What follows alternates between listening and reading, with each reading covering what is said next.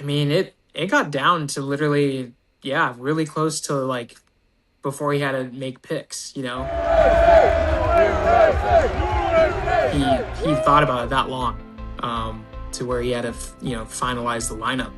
But I mean, it was 10th in the world. I mean, we said, okay, if you weren't the captain and you're sitting here number 10 in the world, is that captain going to take you? Of course, 100% of the time.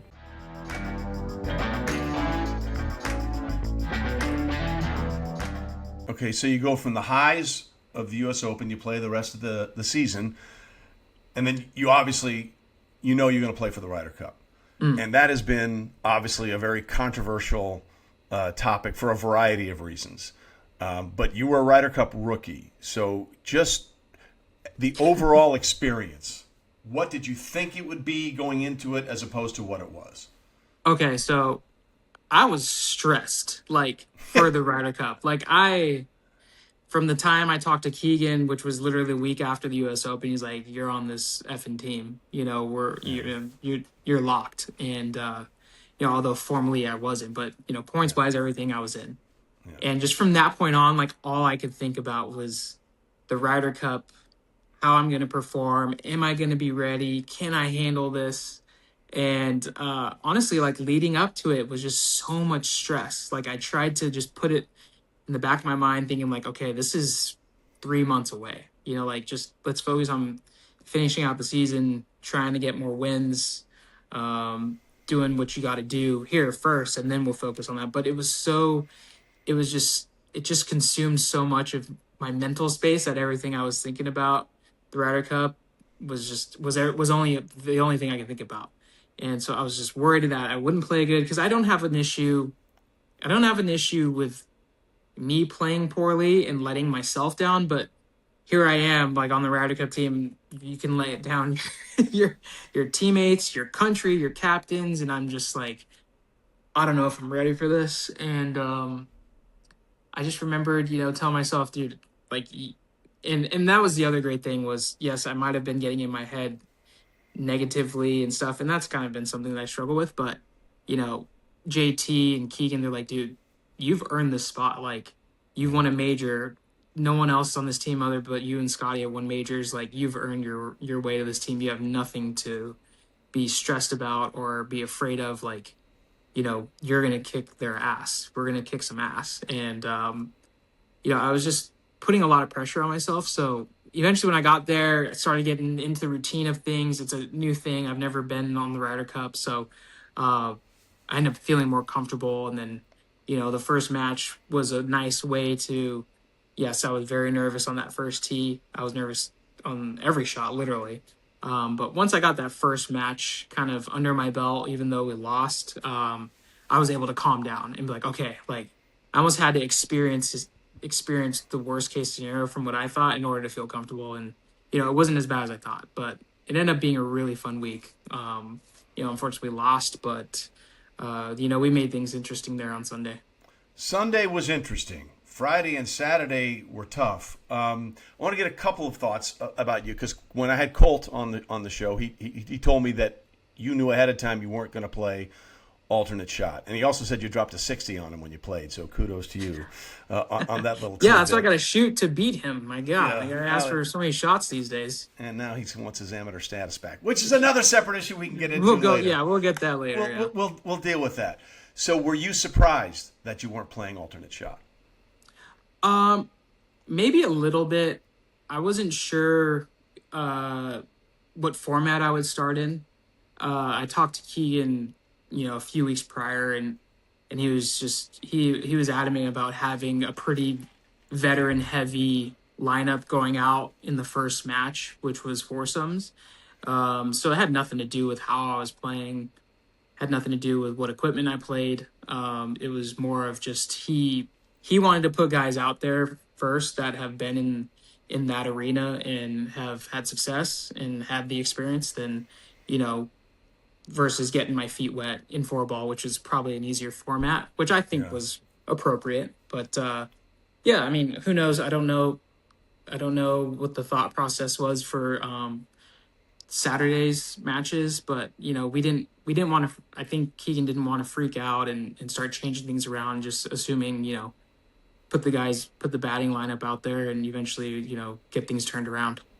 Yeah, I guess, and again, I don't know, and I've certainly said it. There were some things that I questioned about some of the decisions he made, but I'm not sure if anything would have changed just how well the Europeans played. But Yeah. from my perspective, knowing what you just did at Oakmont, especially with the putter, and then knowing Sam Burns, who statistically was the best putter on tour this past season, to me, those are guys I want out there in alternate shot in case there's a wayward approach that you can make something up with the blade. So I was kind of surprised that neither of you guys were in foursomes or alternate shots. Yeah, I thought there would be a little bit of a change, whether it was someone else. I mean, I think Cam was the only one that subbed in for the foursomes on Saturday. That was different, maybe. Yeah, But but yeah, I honestly though the European team, they were playing so good. They were putting amazing. I mean, they were shooting, you know, 8 under par on alternate shot, which is it's it's crazy. just that's just so hard to do. And with the course setup, eventually, yeah, it boiled down to the putting, and we would make good putts, and they would make it on top of us, or we'd be in there tight, and they would make a 30, 40 footer to beat us to the hole. And now it's like, okay, I mean, that happened to me and Scotty on Friday. Yeah. We both ham and egged 13 through 16 birding those holes, and we didn't win a hole as we were 3 down already. So it's like, what can you do? Birdie 5 holes in a row and don't win a hole. So, they just outright beat us, Friday and Saturday. And, unfortunately, we were just too far behind going into Sunday. We'll get into a couple other things about the Ryder Cup in a second, but alternate shot to me it's sort of my, I don't say it's my pet peeve, but it's the one thing I think that where the U.S. has its biggest problems. I looked up the Ryder Cup in 2023, the President's Cup last year. Not that the President's Cup is in any way similar to the Ryder Cup. Mm. It's a team format, but they have the same formats. And in alternate shot or foursomes, over those last 3 cups, Team USA is 6-19-0. How do we Wow. get better at alternate shot for someone that has played that was in the tournament or in the matches and didn't play it? How do you think we as a country need to get better at playing alternate shot?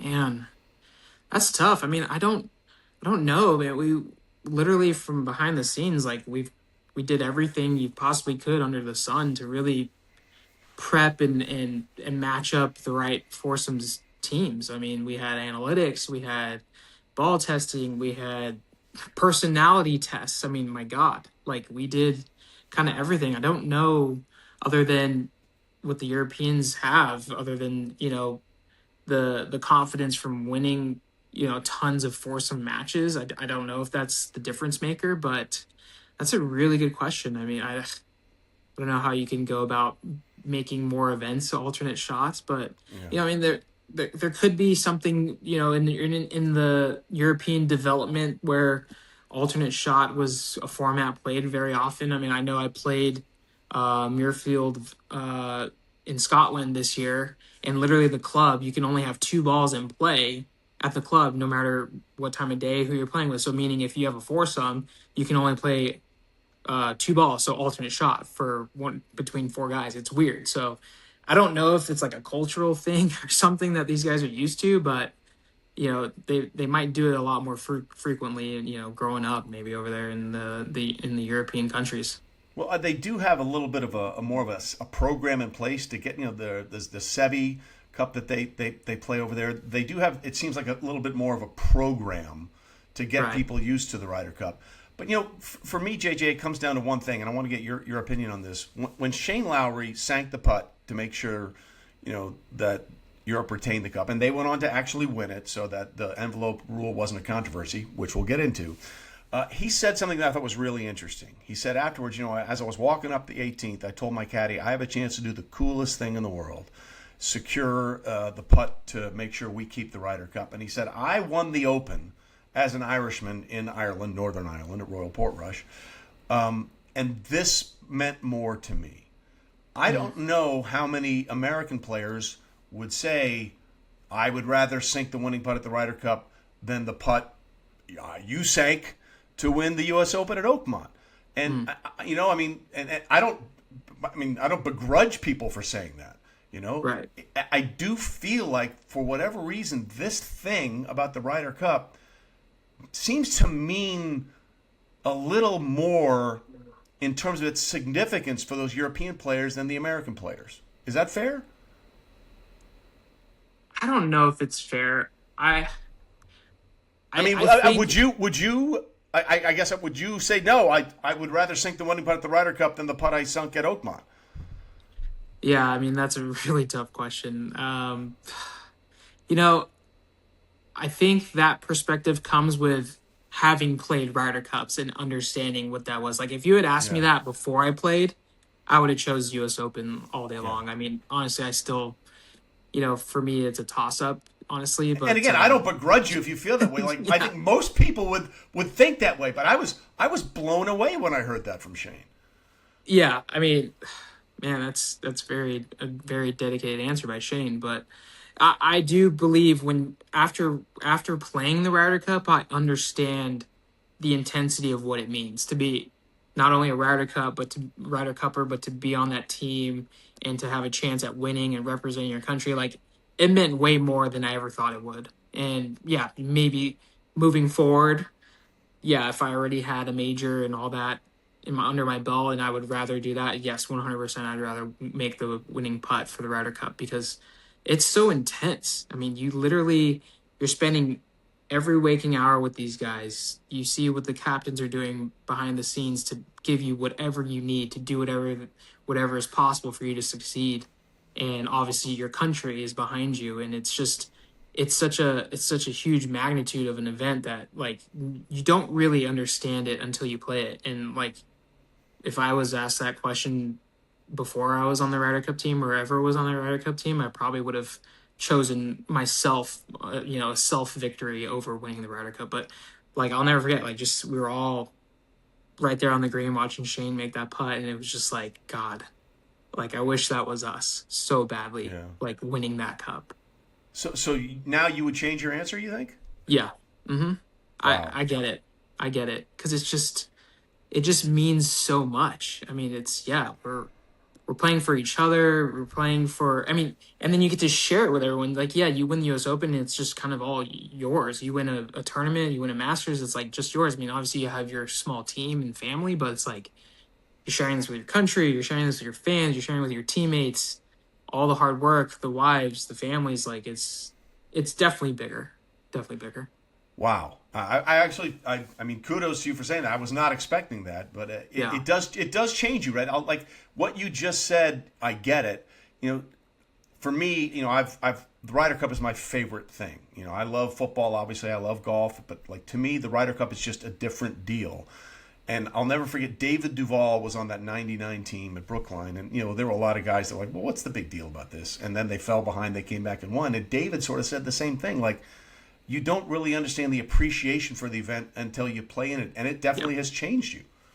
Oh my God. Yes. And Keegan really reinforced that after the tournament was over. He was just like, dude, you're a Ryder Cupper for life. Yeah. And no one else that's done that can see you eye to eye on what this tournament is like. And I think that's why my perspective has changed on, you know, what the importance of the Ryder Cup is because 100% you have no idea. Like honestly, like before I was on the Ryder Cup, I really didn't care to be on the Ryder Cup, Yeah. because it was obviously seemed like an unattainable goal, years prior. I But saw that on your Instagram. Yeah, yeah. it's just like, yeah, what's the big deal? But like once you are in that arena and you feel those feelings that you will never feel ever, other than in a Ryder Cup, maybe coming down the stretch of a major, maybe. I mean, I was talking to Tony Finau on the range the other day, and he's like, "Dude, it's crazy that you'll see like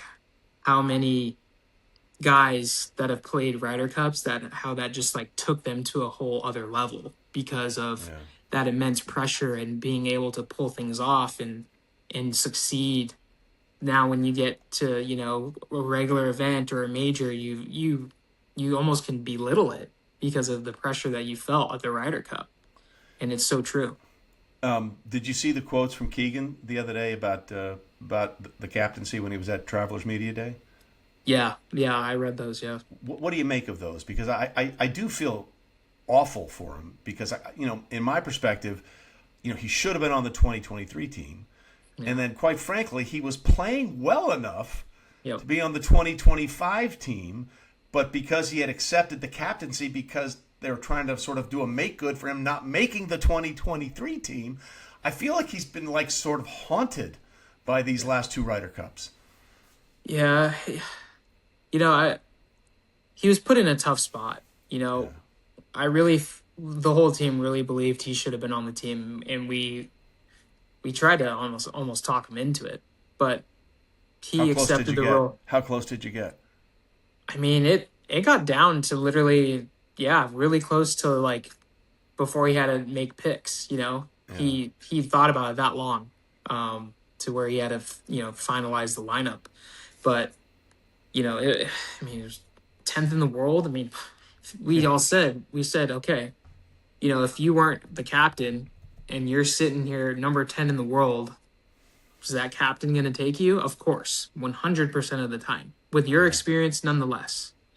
Um, so it was tough, but you know, I have so much respect for Keegan because not only did he handle all this, Ryder Cup responsibility, captaincy responsibility, he played great. He won an elevated event. He's a father and a husband. He's dealing with, triple the amount of work that, the normal guy has to deal with taking on this Ryder Cup captaincy role. And, I didn't really know him very well before this whole Ryder Cup experience, but he's fairly keeps to himself, but he almost had to like come out of his shell to really like be a captain, and I think it took a lot out of him. But he made us aware that like this had been life changing for him, like being a part of the team as a captain and being the leader and having to be the one to initiate and to you know interact, whereas before he can kind of, hang around and as a player just kind of be, in the mix, but now he was the leader and, that's kind of not really his personality. And now he's, grown a brotherhood with us, us 12 guys on the team. And it's, going into Sunday, I really felt for him because he just was, he put so much effort into giving us everything we needed to succeed and showing us how important it was to play for our country and for each other. And, it almost felt like I wanted to play more for him because I knew he had sacrificed so much. And then also with the whole deal of him, kind of being forced out of playing, in a sense, like, let's put it in your hands to, die by the sword, whether you pick yourself or not. I mean, it was just tough. And, he handled it so great. And, I just wish we would have won for him and our country. Colt Nose said Keegan should be captain again.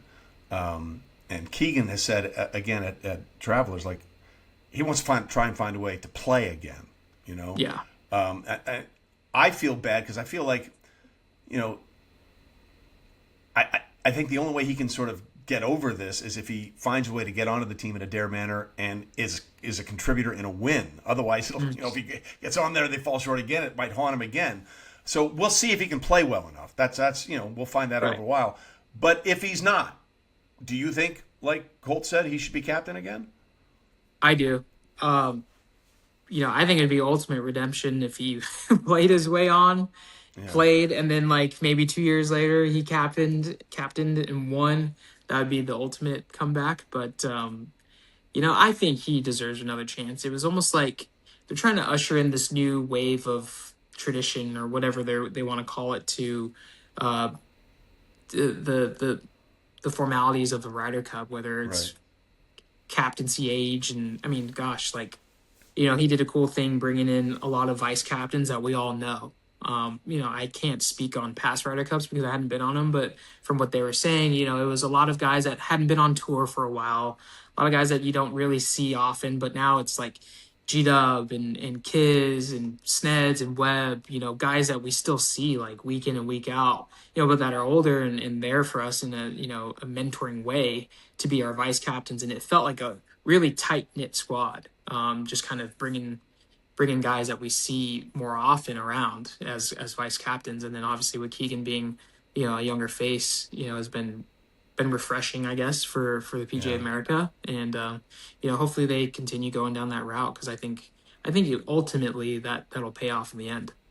Well, we'll see. I mean, look, obviously, it would be a controversial decision because of what went down, whether he is back. But the Europeans look like they're going to keep Luke Donald for a third straight Ryder Yeah. Cup situation. So maybe there is some point to being a little consistent there.